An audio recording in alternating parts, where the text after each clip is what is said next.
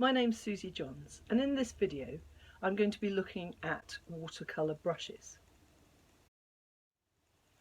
If you're a beginner to watercolour, then your basic kit will consist of watercolour paints, watercolour paper and some brushes. So I'm going to be looking at a selection of different brushes and a few other mark making tools that you might like to try for your watercolour paintings.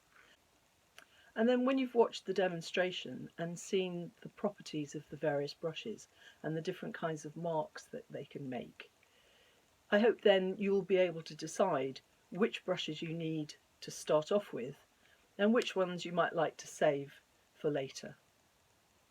So let's get started. Here's a selection of brushes and some other mark making tools that also work well alongside the brushes, and you'll find a list of these brushes in the information below. But I'm just going to go through them one by one and the sort of marks that they make. So I'm starting with round brushes. The largest here is a size 16, this one's a 12 and the small one's a 4, but although it gives you an indication of size, the numbering isn't standard across all different manufacturers. What you want in a round brush is a nice springiness and flexibility, and also a good capacity for holding plenty of paint. The tip should also come to a nice fine point.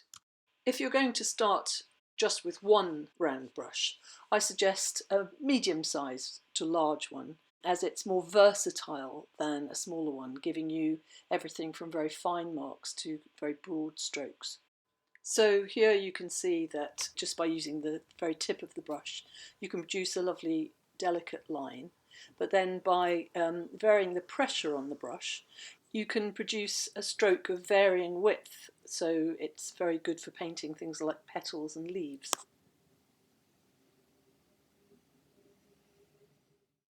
The next one I'm going to show you is the flat brush. Here are two examples, two different widths.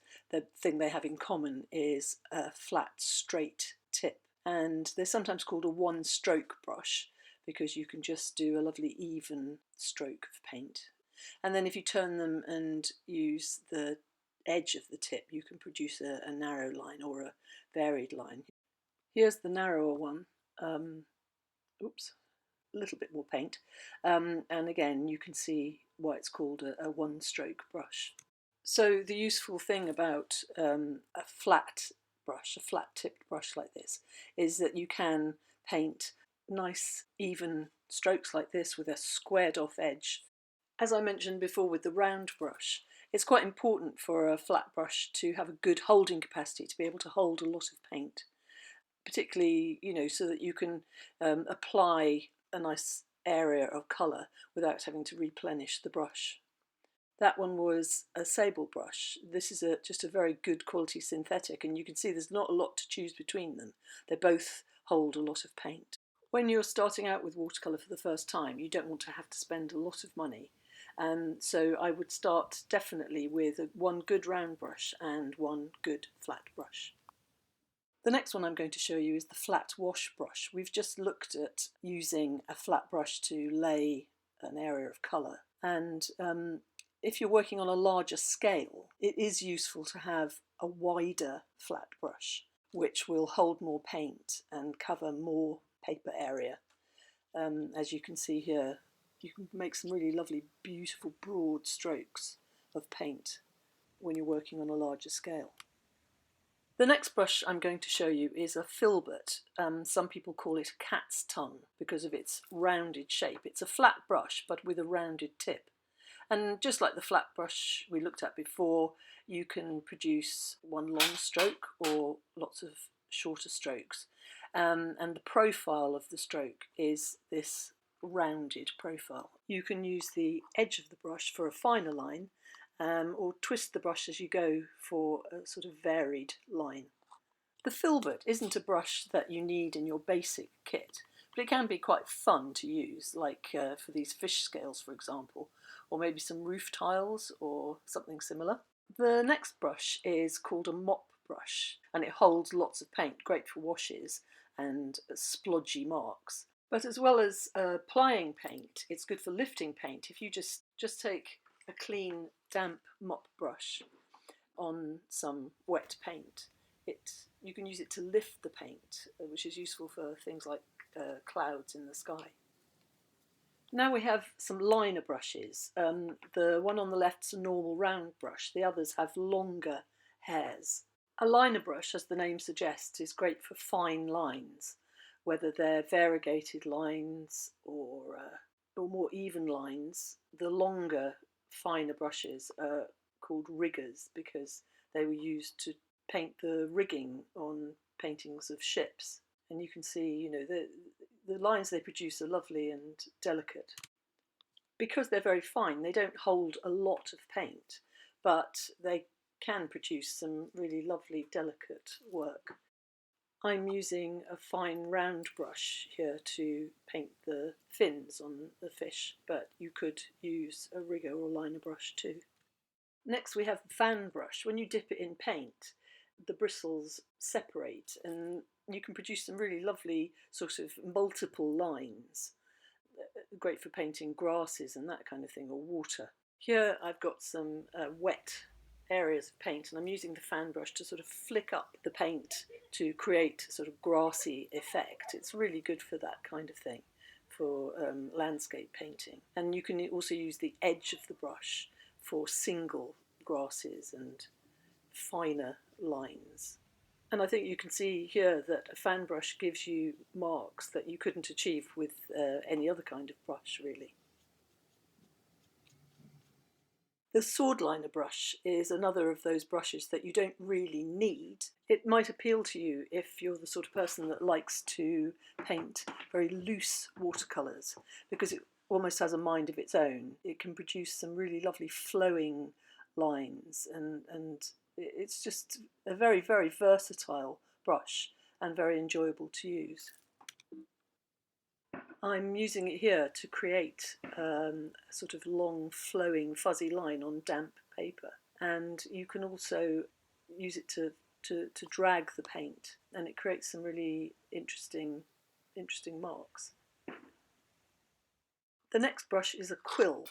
This is a round brush, but this one's made of squirrel hair, and it's not so springy as a round sable or synthetic brush. However, squirrel brushes are quite affordable, and so a lot of people choose them because they're economical. Same goes for this Chinese brush. Chinese brushes are often much cheaper than other brushes, and they're very soft but can produce some interesting marks. The next brush I'm going to show you is a toothbrush.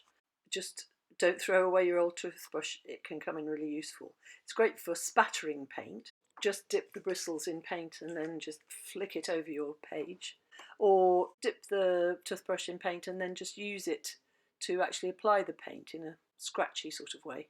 The next one I've got is a sponge brush. This is a sponge just mounted on a wooden handle. Very cheap to buy in a craft shop. But it can produce some interesting textures.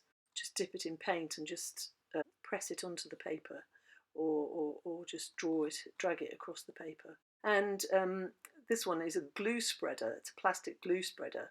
And if you use this on wet paint, you can use it to drag the paint and sort of scratch into the paint. It produces some really interesting marks.